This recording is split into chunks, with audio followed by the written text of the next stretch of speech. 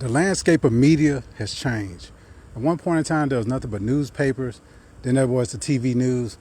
But now, everybody's online, telling this and telling that, giving information, misinformation, misguiding people. So I guess I got to change with the time because everybody has. And welcome back to Everybody Has a podcast. We're finally hitting the double digits. This is our 10th show, and wow! So hopefully we're getting our groove and getting things smooth. Man, I'm dropping bars. Okay, so we're gonna start with ladies first. And if you're looking at this, we're into the week where volleyball is at state in Murfreesboro, and soccer is in regionals, getting ready to head to sub-state. So they'll be heading to state next week. So who's left in our area in volleyball, you ask? Well, Briarcrest in Division II AA, they're heading up to state, and Arlington in AAA, they're heading up to state. But a lot of quality teams are no longer playing, like Houston, Collierville, Bartlett, Millington, Covington. All of them were eliminated throughout the past week. Millington made it to the district championship, then the regional championships, and then they lost it to Dyer County and sub-state. And Crockett County outlasted Covington. So I got a chance to see some volleyball earlier this week. We'll check out some of the highlights in a little bit. But it was a good season for Millington. Coach G rallied up the girls. She had a lot of pieces. And she has a lot coming back next year. But a couple times you got a chance to see the volleyball team. What was your impression? I think I only saw them once. Oh, okay. And I saw them at the worst, so I don't think I have. So enough of that. I can't say. Well, I can say London is good. Like she's a freshman. She's good. She's gonna be like great if she keeps at it. Coach's daughter, Chloe, she's gonna be pretty good. She's Chloe. Yeah. Coach's daughter. I feel like the ones, like when you go to a Millington volleyball game, you can tell who like the starters are. Yeah, Mallory It's Carter. London, number 2. I don't know their names. So like number 2, 90. Well, 90 is a senior. That's Morgan Burns. She's a senior. So that I was talking about what's coming back next year. Mallory Carter, that's number 10. She was pretty awesome, a closer, nice hitter on the outside. So they got some pieces coming back next year. Is number 2 coming back? Or is she a senior? It escapes me right now, number 2. So I'll be put on the spot. Hopefully people can leave in the comments. But the pieces I know, Truey's coming back. They got quite a few athletes and pieces coming back next year that, can they get over the Covington hump? Yeah. That seems to be their Achilles heel. Millington's good. You can tell that they can perform well. It's just when it comes to Covington, they kind of beat themselves. So yeah, McCullough and her crew, they are pretty good. And so I got to check and see what grade McCullough's in for Covington. Because she's back next year, it's going to be a thorn in the side for Millington. But volleyball, we have Arlington and Briarcrest left, and then we move our attention over to soccer. We saw a great game Thursday night for the district championship between Millington and Brighton. Came down to the shootout, 5 kicks. And it didn't take all 5 kicks. Got to give Miss Ware, the goalie for Millington, her first year in goal, did an outstanding job. Stopped 3 shots of Brighton to help her team prevail 3-1 in shootout. Now Millington is a top seed going into this upcoming week's regional, and they will take on. Let me check this out. They'll take on Raleigh, my alma mater. So good luck, Raleigh. I don't think it's gonna go too well. But that game was like a heart attack game. It's like most of the game, like Brighton had the possession, or like they call it something. Ball. They call it possessing the ball. They call it something else though, like like I'm sorry. Like a push or whatever. I don't know what it's called, but they had most of like the possession and I guess the energy on their side, and they got really close to scoring. And so the last minute of regulation, I think they had about 7. I'm not exaggerating. 7 shots on goal. You can check out the highlights. It was a rapid fire just attack from the corner kick. Yeah. And once again, Miss Ware and her teammates did a great job making sure they get in. But when it came to a shootout, my heart literally dropped. Because, I'm sorry. We're supposed to be neutral, but, I bleed black and gold. I can't help it. But I asked the teammates on the bench, I was like, have y'all ever gone to a shootout with Brighton? They were like, no. I was like, have y'all ever gone to a shootout at all? They were like, no. I was like, oh my God, this is their first time doing a shootout. Now most of the Brighton players did this twice last year against Mumford. When Mumford was in that league, Mumford moved up this year. Of course, and then so Brighton, this is an old habit for them being in a shootout, playing a championship game to the final end. And Millington, to not experience it before, came up close. Coach Everson does a great job getting his girls mentally. Yeah, Kirsten Ware, she was the MVP. I mean, I will never say anything bad about her ever again. When did you say something bad about her?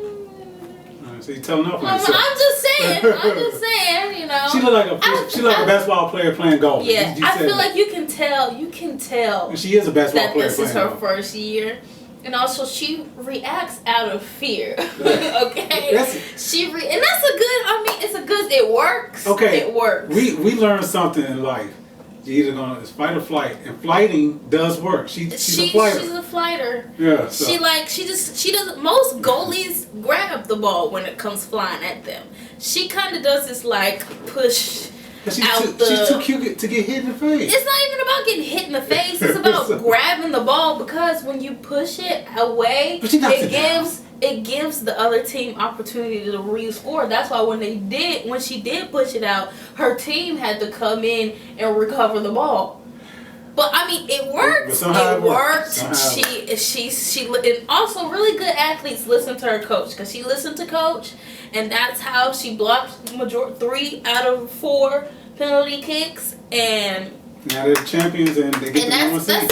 That's a good job, you know. Alexis, Tamia, and Liyah. They did a good job. They took care of business, and I'm proud of them. They've come a long way. I'm proud of Millington. They have come a long way in the past year. And Brighton, they're still alive. They'll be at Ridgeway. All these games take place Tuesday. Winners will advance to the regional championship. If Millington wins, they will host the championship, and it's likely they will. They'll be taking on Brighton. They should be the favorites. And then in the big class, we have Collierville still alive. They got Kingsbury and Houston versus White Station. We'll see how they can go. And I think we also, in the private schools, we have ECS still alive, St. George's and Briarcrest. So we'll be keeping an eye on that. But for now, we're going to get you to some of our volleyball highlights. Fresh new styles, Jack Blood on the beat. Can't crave a little bit of Lady B time.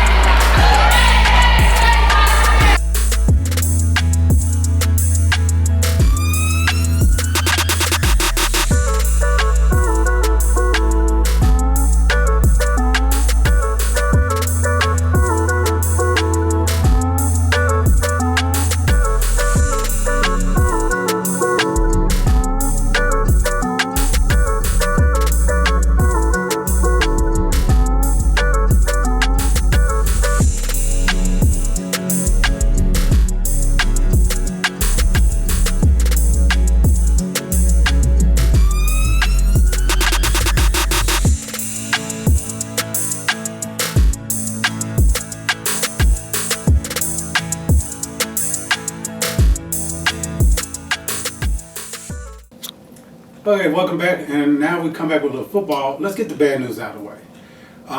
The state of Alabama, it pains me to say this. You got us. You took care of Vanderbilt a few days ago.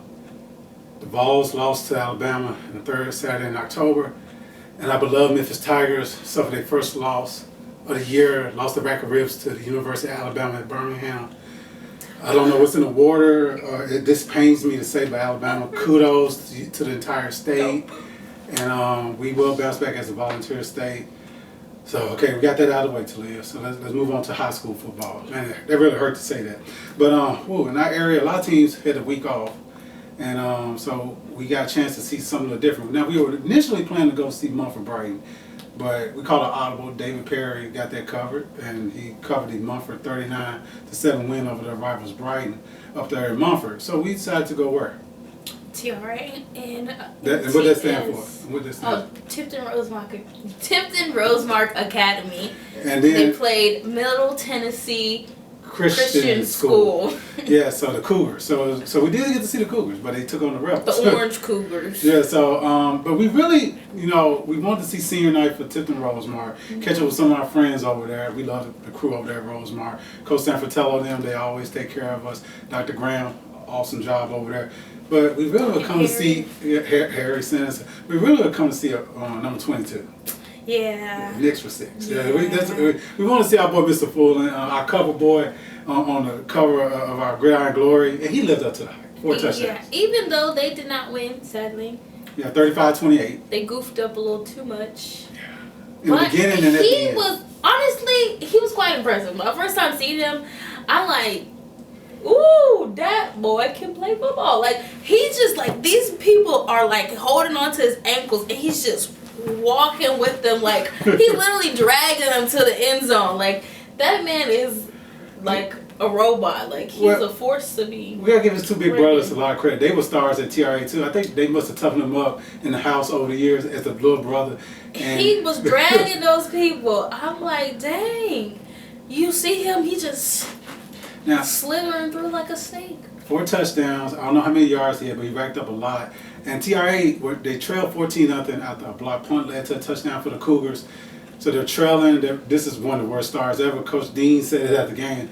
We couldn't have picked the worst way to start our senior night. So they fall behind, but they fought back to get the lead in the second half. And just when you think things are trending their way, that's when they had a couple more mistakes. And it doomed them to lose. And it just kept getting worse.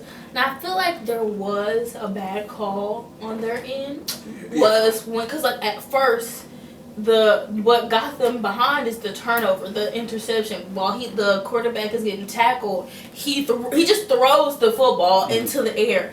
And, you know, the Cougars get the ball and running back. Pick 6. Yeah. But then they basically kind of do that again. But instead of throwing it, he throws it to the sidelines. Mm-hmm. But like even from the footage that I had, you can see that number 20 for TRA was over there. But they still called it a what did they call it? They call it intentional ground. Yeah. So and I don't feel like that was fair because I mean technically yes, that's probably what he was doing, but there was a player over there that could have gotten the ball.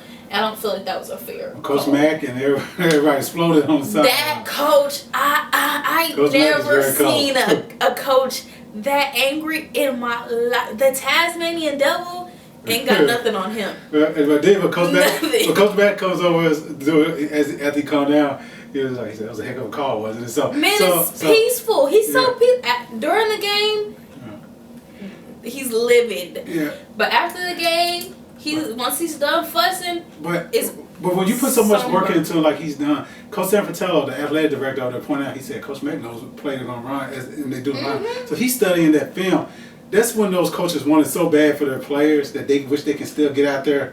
So they're yelling, it's them getting out there being a 12th man. So that's just that passion for Coach. And then on the total opposite is Coach Dean, who looks like James Dean, just cool and chilling on the sideline, Mr. Cool. But then he exploded. When I saw him get upset, I was like, oh my goodness. I was like, that was a really bad call. Football can bring the bad side out of people. Especially former players. Especially if you're as competitive as they are, or as me, I get angry too. Even if I'm not playing, if my team, if something is, not right for my team, I will be mad. Well, let's close out with a good. Mm-hmm. The seniors, the 8 of them, come to do a tradition that they do at Rosemark in their last game, win or lose.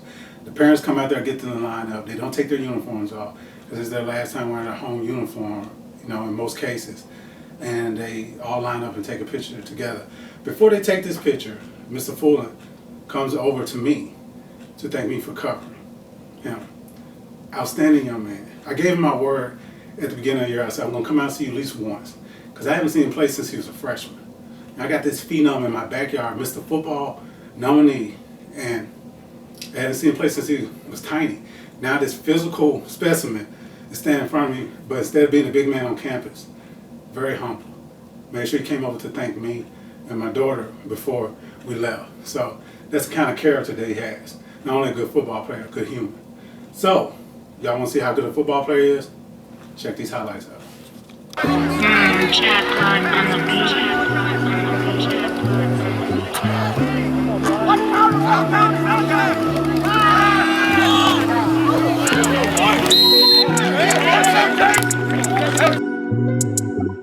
little bit, can't crave a little bit of Lady P time. Damn.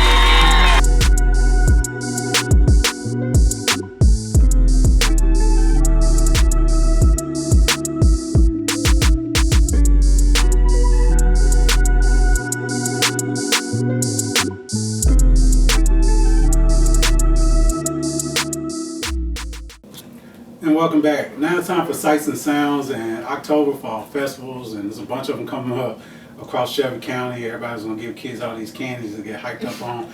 We've been getting hyped up on athletics. I got volleyball in Covington earlier in the week, and then team up with my tag partner here, and we get to Millington for the championship game of soccer.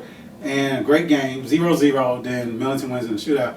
Then it's time for the award presentation, and we honestly at the game I genuinely feel like I heard heartbeats. I think that's one of the sounds I heard, hearts pounding. Yeah. Because my heart was pounding, so I heard everybody's hearts pounding. Also, me and the two other girls on the bench, we did pray. Wow. We did pray, so yeah, I did hear a prayer at that game. Did you have your media badge on when you were praying? Yes, I did. You're supposed to take it off. You're gonna pick a side. I'm not picking a side.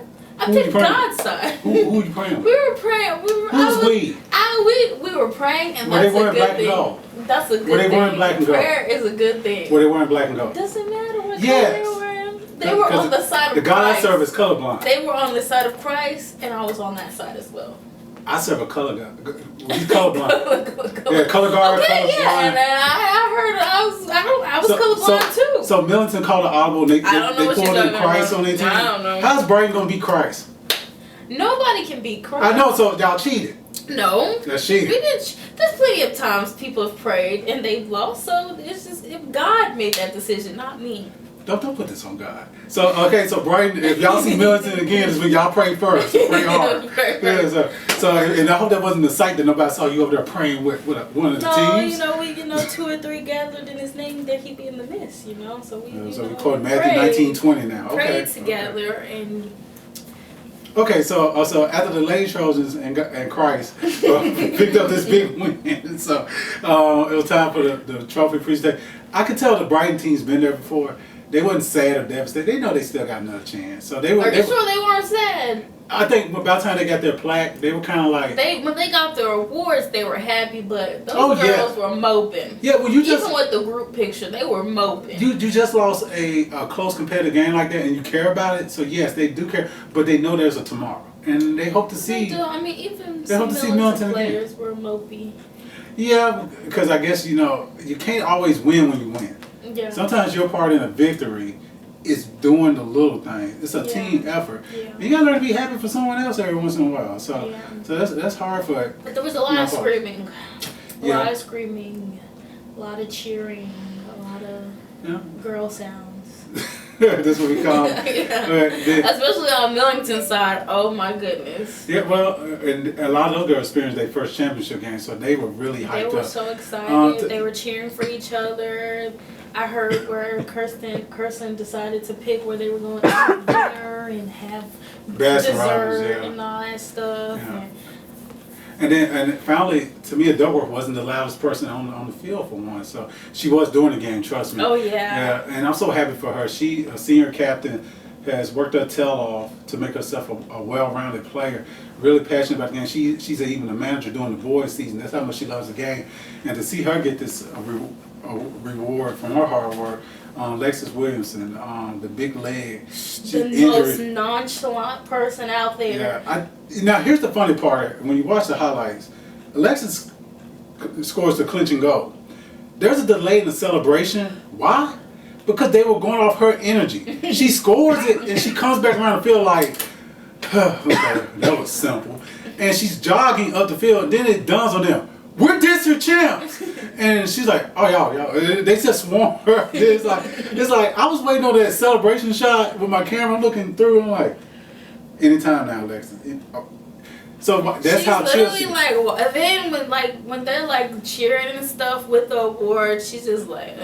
Yeah. So nonchalant, just chill. Yeah. But that's what I like about her personality. She just was unfazed. She's opposite of Big Sister. Her Big Sister was a standout at Millington Middle and then at St. Benedict. She's happy, smiley, go lucky. Alexis, no.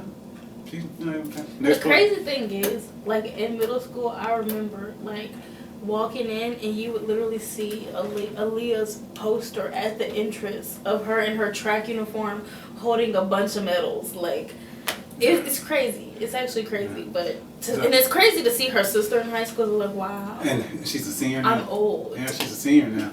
So, but outstanding night. It was a great moment. And I think this would be a perfect segue into the highlights. You want to go ahead and just throw it to the soccer house. Check out the shootout. Chad, what on the choice again. Same things before, blue and white. This is to see who kicks first. Okay, here we go. Call it. Place the call. White it is. Want to shoot first or second? Hey, we want first or second. Shoot first. Shoot on this hole. Hey, good luck. About 2 minutes.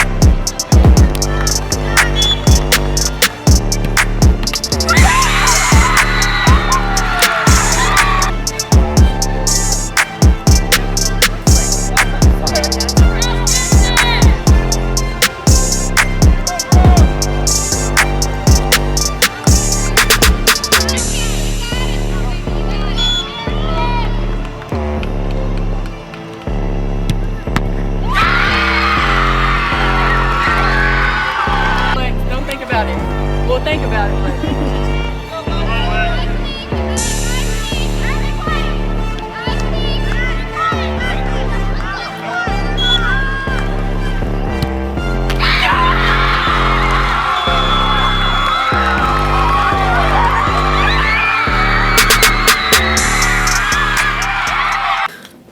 Okay, let's close out this edition with our Dynamic Power 10 from Dynamic Physical Therapy. The Power 10 of West 10 Media has been sponsored by them. Great group of people up there taking care of the kids from their physicals to their needs on the field doing these competitions. Dynamic Physical Therapy, we appreciate you and you keeping this Power 10 going strong. Before we get into the Power 10, we saw power on the sideline of Rosemont Friday night from Coach Dean. Coach, sorry, we saw it. We saw it happen, and I think there's evidence at the school maybe of your broken clipboard. It shocked this young lady right here. No, he was like bang. He just hear bang, bang. Like he was bad. So he has strong quads. So and that clipboard broke in half. Yeah. And like he was still kind of holding on to it, and then something else made him mad, and he just broke the other half. And so all you see him walking around is like a folded up piece of paper, like it's all wrinkly and it was stuff. origami after a while. A piece of paper, and I'm like, can you still read it? Yeah, well, so Coach, we don't want you mad at us. You're still in the top 10 or the Power 10 at 4-4 after that tough game against Middle Tennessee.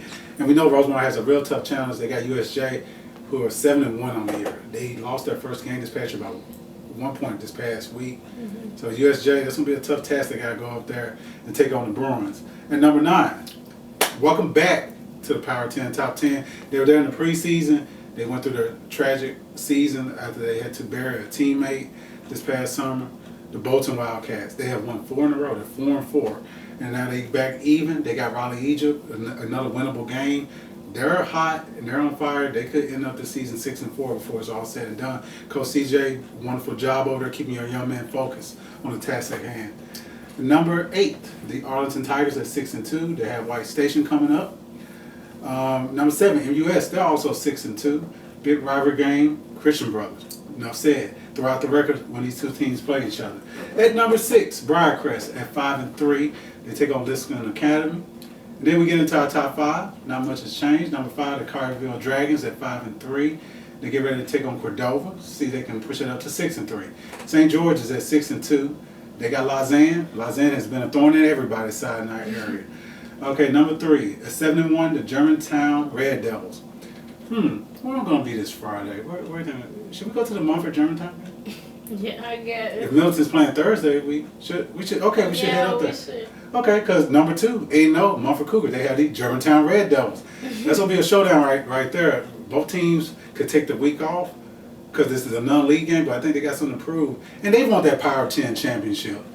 They might not come out and say it, but they want that Power 10 championship. But the team sitting in the catbird seat right now, number 1, 8-0, the Covington Chargers. They took care of business against Dyersburg, 31-14. They have McNary Central coming up. So, like we got a busy week ahead of us, we're going to try to catch some soccer. Try to maybe start off with the championship game, then see if we can catch Millington taking on Brighton, Millington-Brighton girls soccer, and then Millington-Brighton football same night. We see how it goes. We might have to, split ourselves up, and we'll figure it out. But then, good Lord's willing, Friday we'll try to get up there to Mumford to catch that game. So what you looking forward to? I'm looking forward to Millington-Brighton.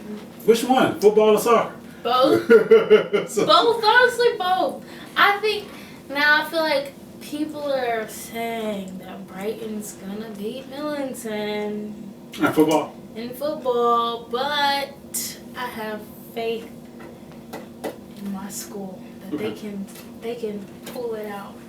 Well, I gotta give Coach Michaels credit. He and the staff, they can come up with a good game plan.